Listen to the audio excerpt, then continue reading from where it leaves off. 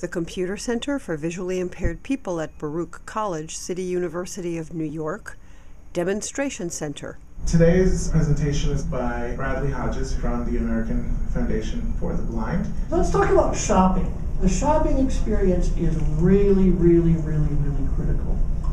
Because an appliance is a major expenditure, a person needs, to have a lot of confidence that you're doing the right thing. And if you aren't or haven't made the best choice, you want to be able to do something about it. So the first thing is to make sure that you plan your shopping, okay? You want to sit down, you want to read all of the good articles at AFD in our Access World magazine, and you want to talk with friends and colleagues. If anyone is affiliated with a consumer organization, or you are working in a situation where you have access to other blind and visually impaired folks, talk to folks. What do you like? What don't you like? What have you been using? Plan to evaluate the devices, okay? Make a list of what is most important to you, okay? What is most important to you? And generally for most of us, that means, number one, what will fit in the space I have, okay? And you may be pretty confined in that respect, or you may have, complete freedom to buy any size or shape you choose.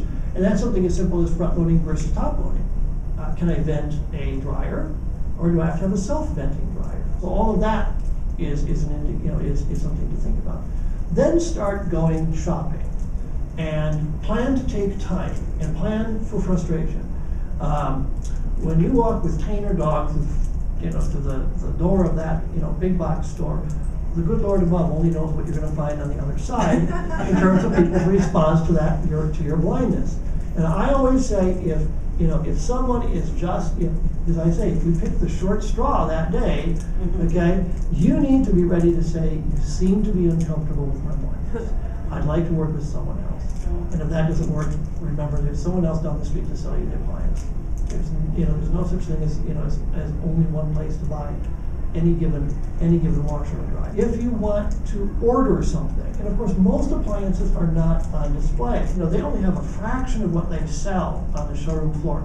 Go with the salesperson who seems to be sharp and with it, and find at least something on the showroom floor that has accessibility. Go find a Whirlpool range and put their hands on it and say, now look, you see there are these different textures here, and I can feel these different textures.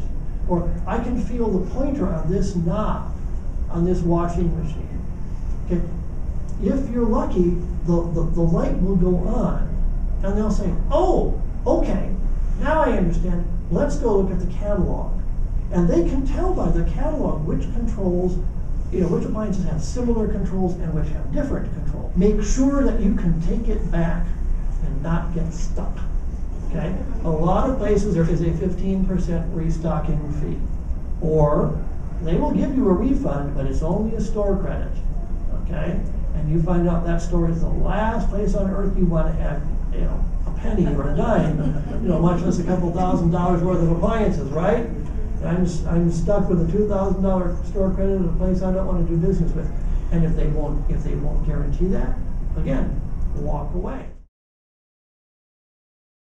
The CCVIP demos are funded in part by the Aileen Royce Memorial Trust, New York Community Trust, and Reader's Digest Partners for Sight Foundation. Visit us at www.baruch.cuny.edu/ccvip.